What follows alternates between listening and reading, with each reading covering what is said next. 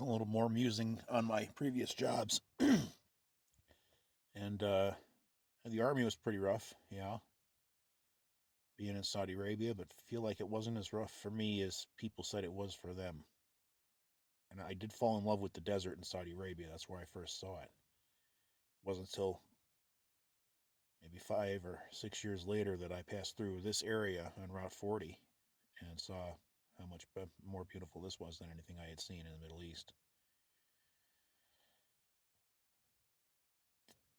Two of the very worst jobs were in this very town that I'm in right now.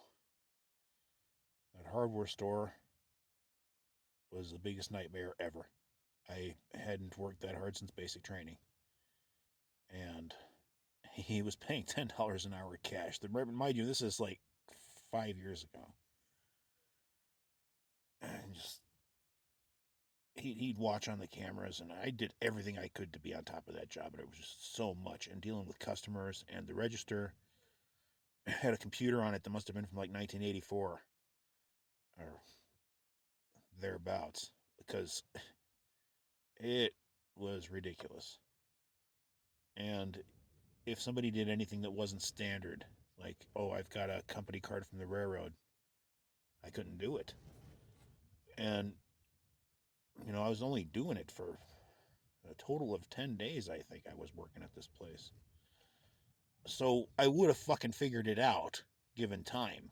But that owner, one night he just sent me home when I was fucking trying to figure out my count. And I didn't go back in. I'm like, yeah, we're done here. You can't give me a minute to fucking count my money. Get the fuck off my back. So that's near the bottom. Like, really, really bad. And the manager at the time was also sort of a freak. He, chronic liar. He just told stories about things, and none of it was true, except he did direct me to look at the owner's criminal record. So I paid the like $2.99 or whatever on the internet to look at that, and it was fucking long. And I did a bunch of research on this guy.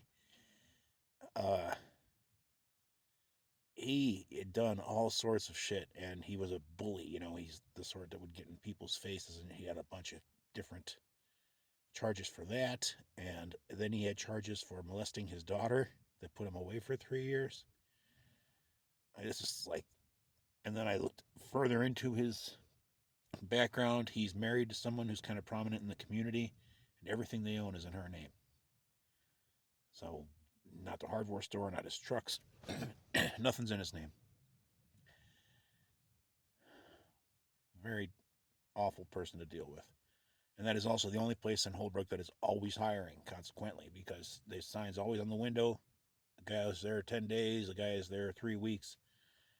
Besides the owner, I've never seen the same guy at this place. Well, not to mention, I haven't set foot in there since. Maybe one time to get a key that they didn't have. Crummy ass job, but that fucking freak manager also quit when I left the same week. And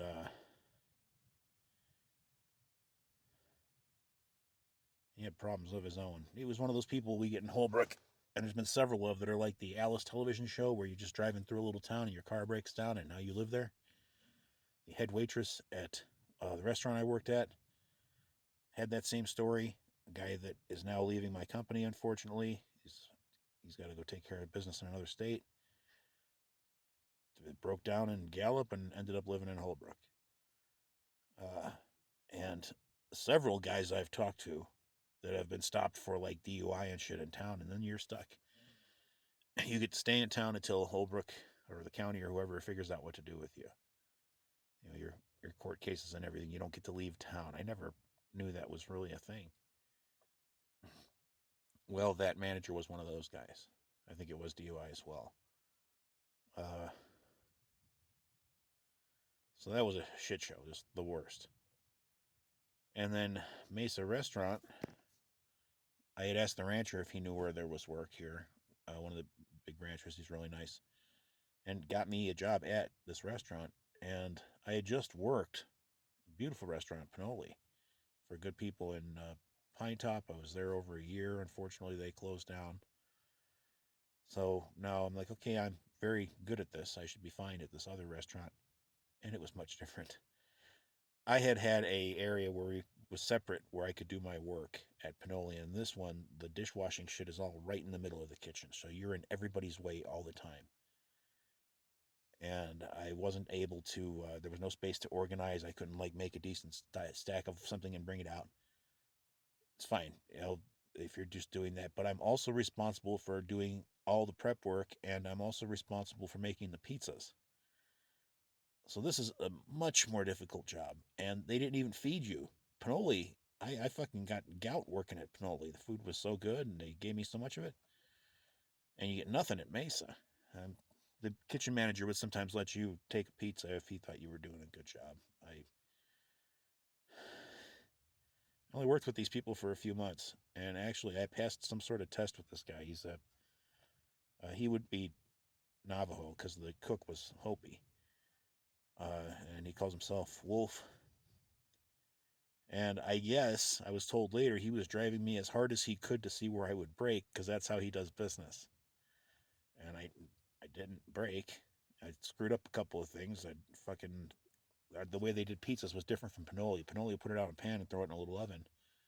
In this place, it's a big wooden paddle and it's a full oven with stone and decent pizza. It's the only really good thing at this restaurant.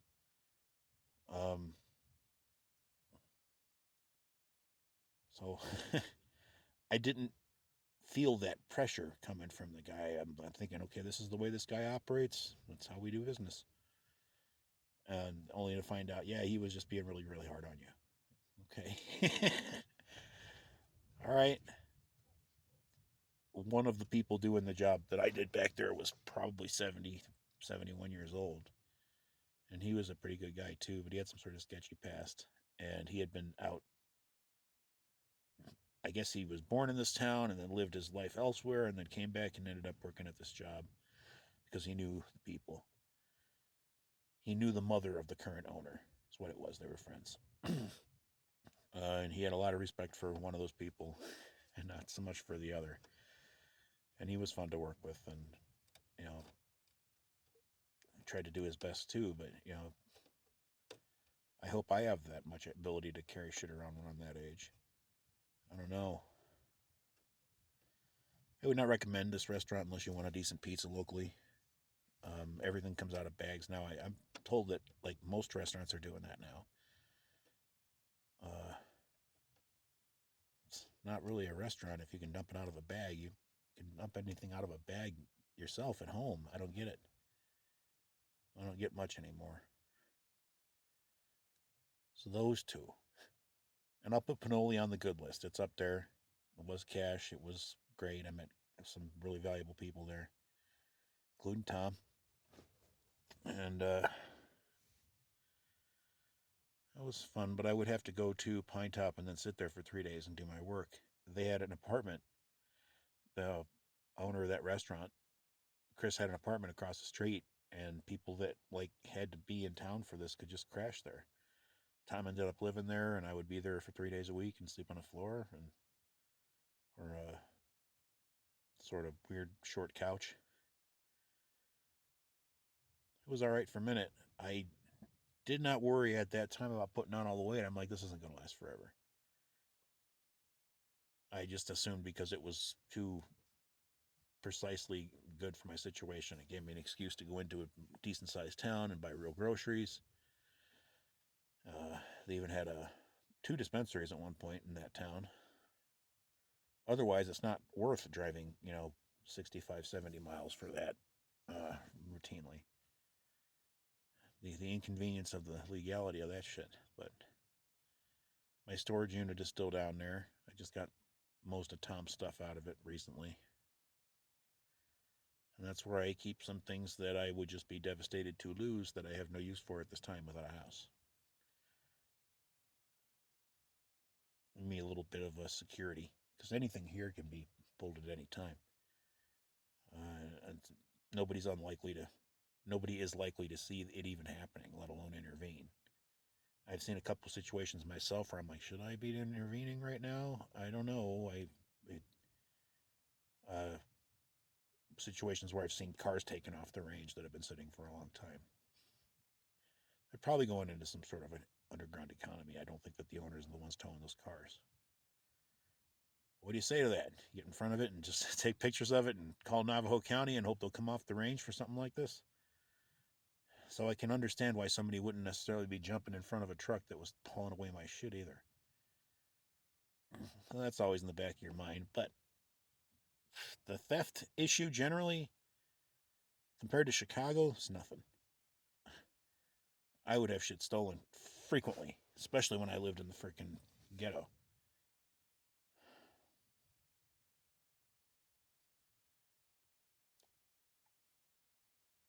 I think I had another couple of jobs, but I can't remember them right now. Maybe I'll drone on about them later.